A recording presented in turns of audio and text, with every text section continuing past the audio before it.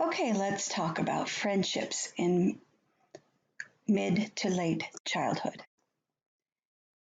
I'm going to focus on some things that I think are particularly useful when thinking about friendships during this age.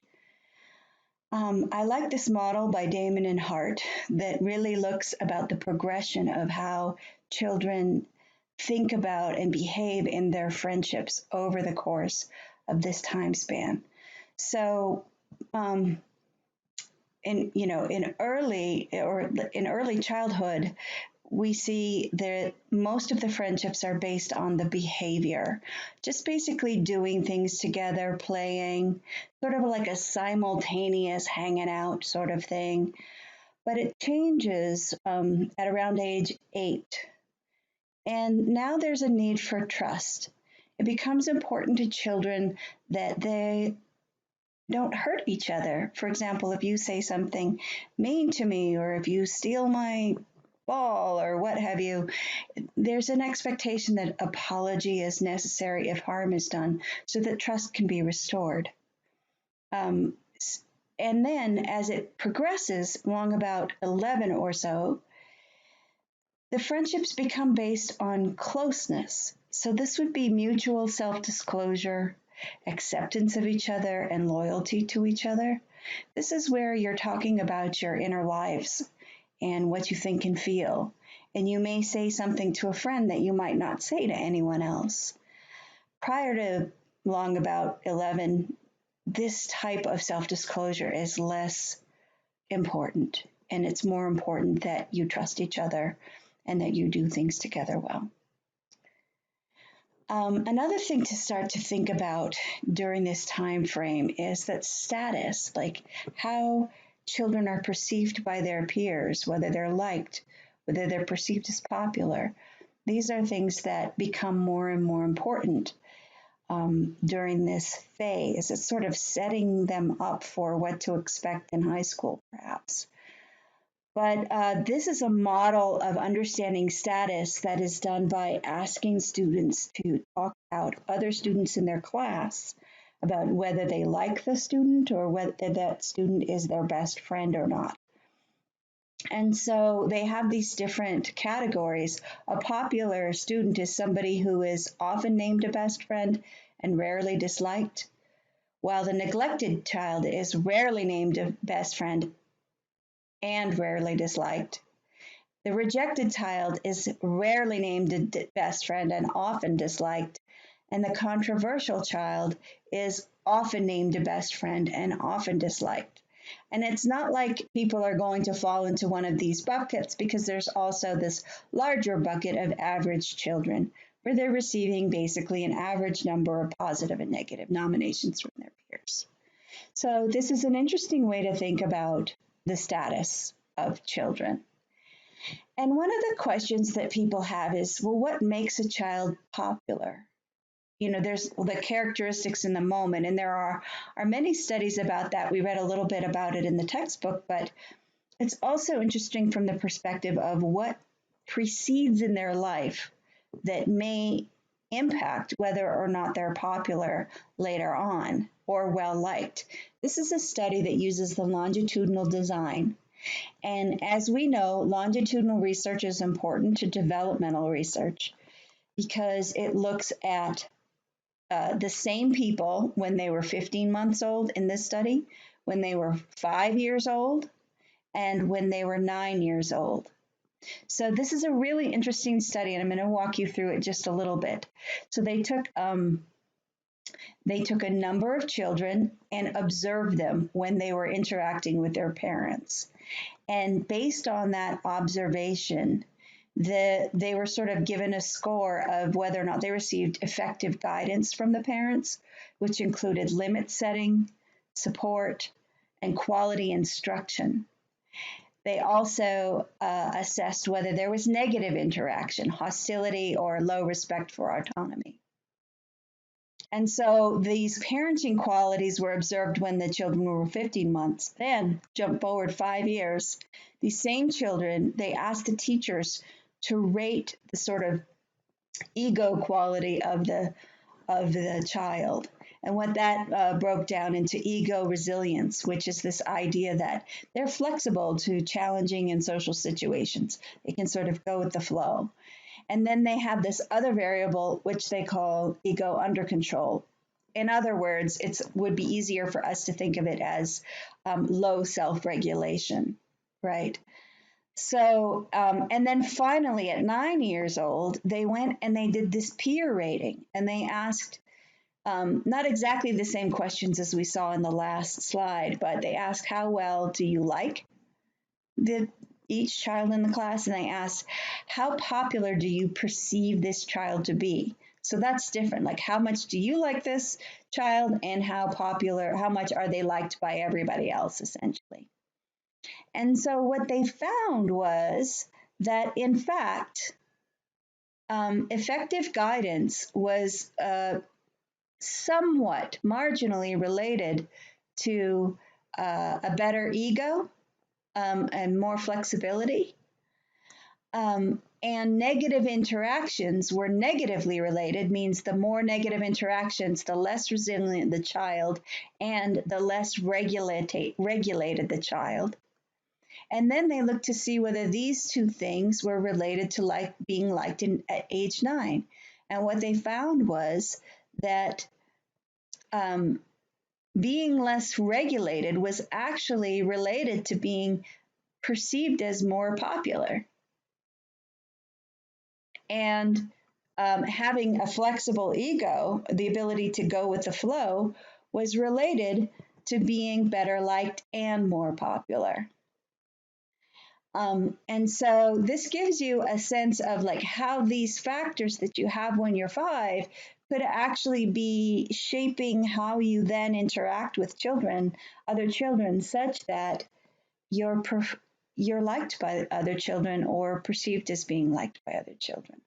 So, and the authors sort of made up some guesses as to why being less controlled may lead to being more popular but not more liked, and that could be just the sort of outgoingness of a child who perhaps has less regulatory control. So that's an interesting study, and I liked it, and I'm glad to show it to you because I wanted you to see how developmental researchers can do longitudinal studies. Another interesting thing that's noted sometimes is that physical competence is related to popularity. Now, we looked at the beginning of this 4.1 section module, the importance of just developing mastery. So becoming competent physically, maybe at sports or something, is related to popularity, and it's more pronounced for boys than girls. It's not a huge effect, but it's just worth mentioning. It's yet another reason to engage your child with developing physical competence. Now, there are things that we can do to increase social competence in children simply just by encouraging social interaction, setting up the play dates, or encouraging them to go, or encouraging them to make friends. That can be useful. It's also important to teach listening skills, because listening might not come naturally to every child, especially if they have sort of if they're very impulsive, if they want to say what they want to say. You may need to coach a child into being comfortable and relaxed while listening to another child. It's also important to make children aware that people display emotions and moods non-verbally. So we're not just listening to what other children say, but we're looking at what they do. Teaching conversation skills is another. I'm going to give you a little bit more detail on this in the next slide. And also, it's good to avoid asking children to choose teams publicly. I don't know if you all got chosen last for something, but I certainly had that experience. But then, well, you don't need to know this, but then in my fighting spirit, I showed them for choosing me last. I did a really good job. And the next time I was chosen first, but my fighting spirit was over by then, and I did a pretty bad job and went back to being chosen last. But that just goes to show you. This was playing basketball, by the way, and I was like that tall. Doesn't matter. Basic advice for making friends. So I got this from an article on Very Well Family. You'll notice probably that I like this website for getting advice about psychology and raising children, etc. It's a good website with good sources. But in this basic advice for making friends, you know, some of it seems so basic, but you just don't know what your child might know or not know. So, just emphasizing the importance of smiling, maybe even by playing a game, maybe even by playing the still face experiment, you can possibly show a child what it feels like to be stared at blankly. Um, Also, practicing saying hello. Just hello is sometimes enough for two children to become friends. Um, it also is useful to teach them what a friendly comment is if they don't have. Like it's friendly to say, I like your sneakers, or I like your truck, or if they have a toy, or just something general and non-threatening, or where are you coming from? Just something that expresses interest, um, and isn't too aggressive. And that would be also go with asking polite questions. Um, what's polite and what isn't? And then being interested in the responses is another really important aspect of making friends. Um, and so, as a parent or an adult, you can actually sort of role play some of these things in a fun kind of game like way. I, Um, I want to make sure that you're recording. Yes, you're hearing my voice, so that should work well.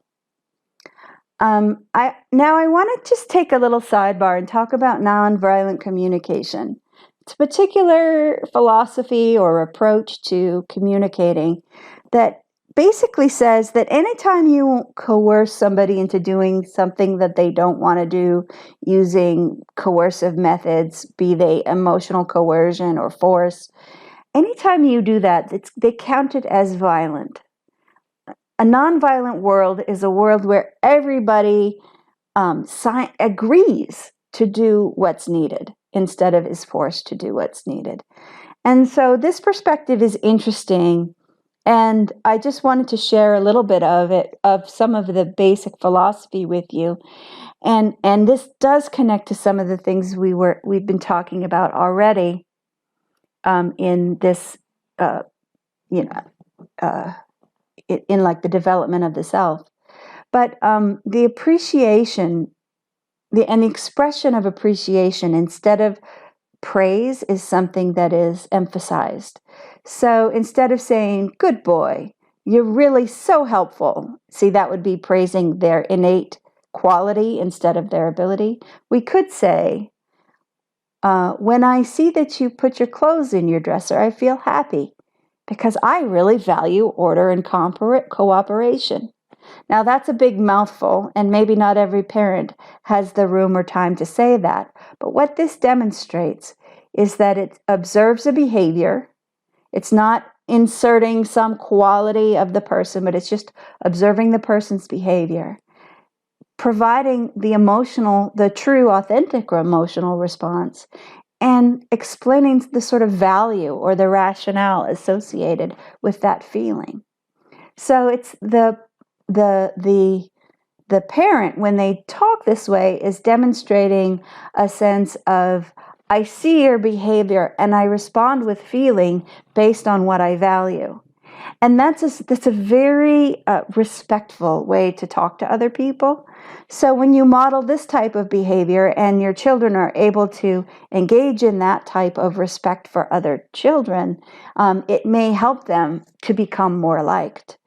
Another thing that parents can do, this is more associated with parents, is to make requests instead of demands and to make them specifically. So rather than a vague, please be cooperative or don't do that again, the aim is for something more like very specific. Would you be willing to do the dishes now? This should be the dishes. Would you be willing to do the dishes now? It's a request. It's a question. It's respecting the autonomy of the person, and it's asking for specifically what is requested. Another philosophy or underpinning of nonviolent communication is the idea that you don't want to be telling people who they are or what they should be doing. You want them to figure some of that out by giving them real feedback and being real with people and demonstrating that as a person you have needs. So here they would say, saying I need respect is much easier for someone else to hear than I need you to be polite to me right now. There's a certain gentleness, a very subtle nuance that they get at with nonviolent communication. So if you're interested, and the last thing I want to emphasize as you're sort of interacting with your children that is emphasized here is, how do you tune into their needs, especially when they don't have language for expressing their needs? Most of us aren't able to say, I need respect now, instead of stop mouthing off to me, or we aren't trained in actually expressing our needs.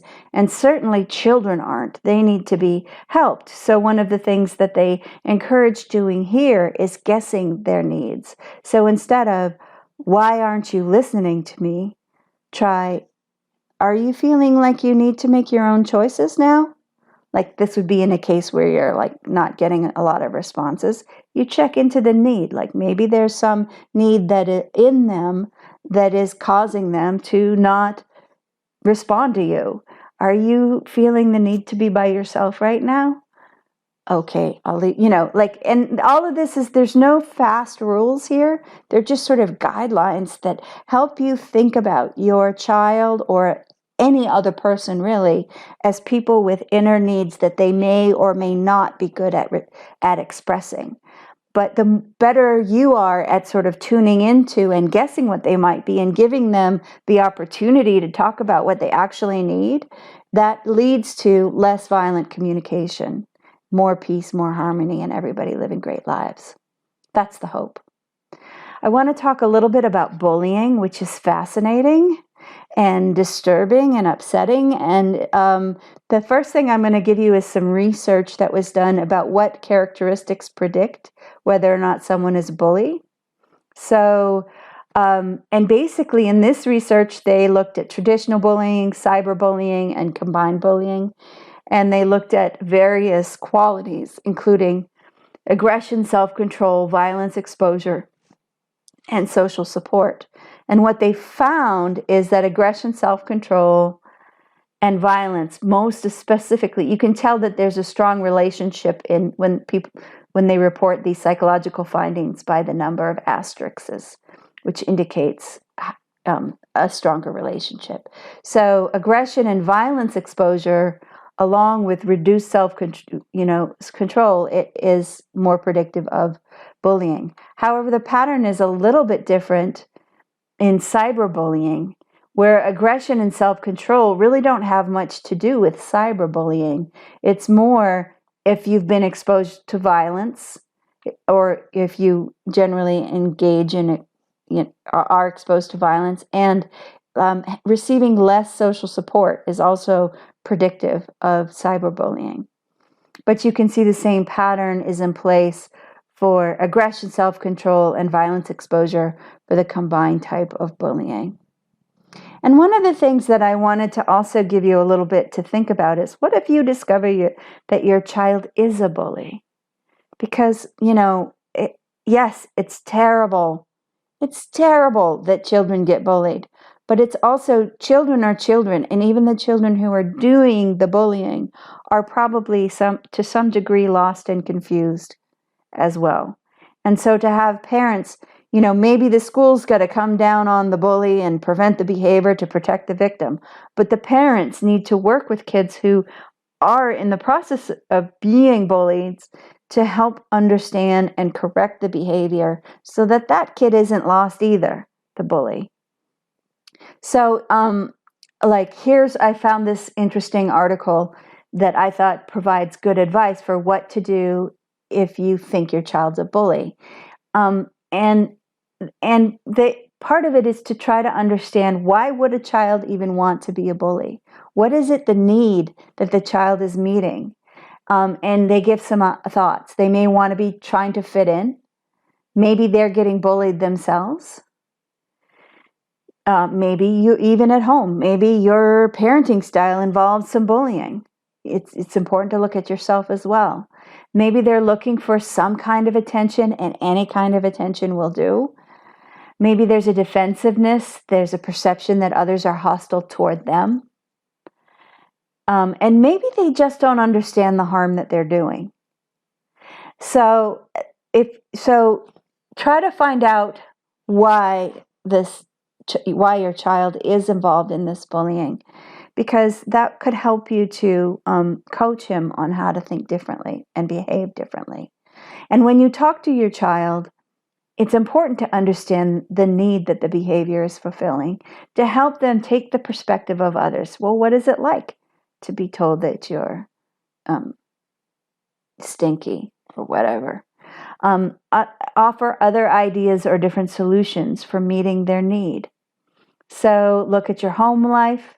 Provide meaningful consequences if your child is engaged in bullying, and restore positive relationships. Demonstrate what it's like to make amends, to say, I see that my behavior hurt you, and I am sorry. I do not want to hurt you, and I won't do it again.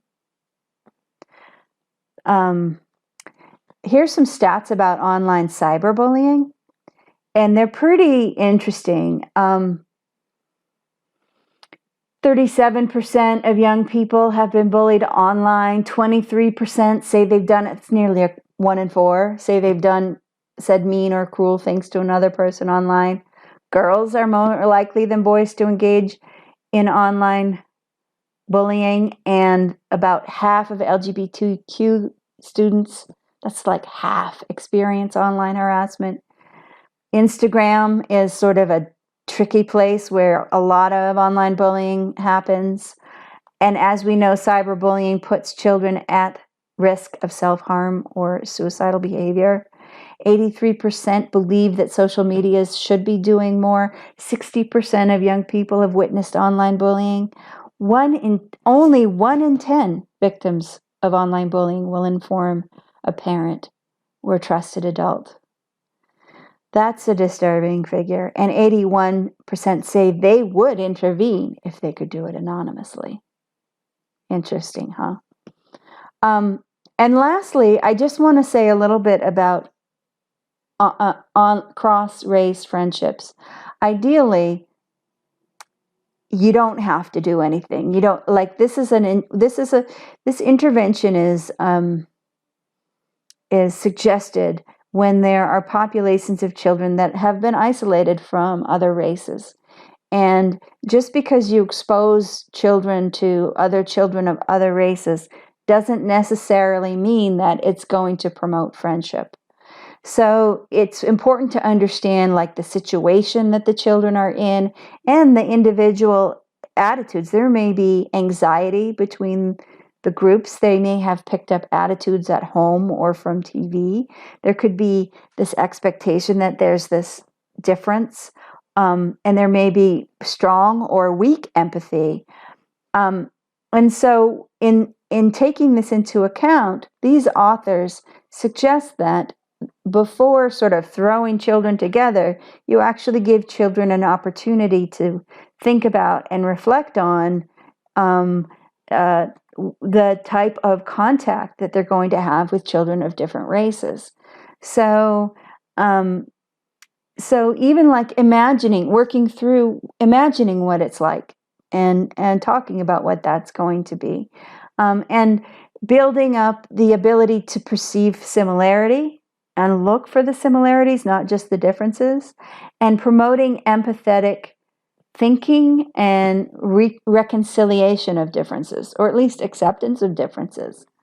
And so this model predicts that it will lead to a better intergroup relationship and a higher likelihood of friendships developing when contact is initiated. So anyway, I don't know. I'm offering this not as the final solution to what should be done so that we all become friends and nobody is a victim of racial bias or prejudice. But I do want to continue to point out that there are people who are working on this, and there are different ways to approach it, and we should all become problem solvers in this realm, in my opinion. And that's that.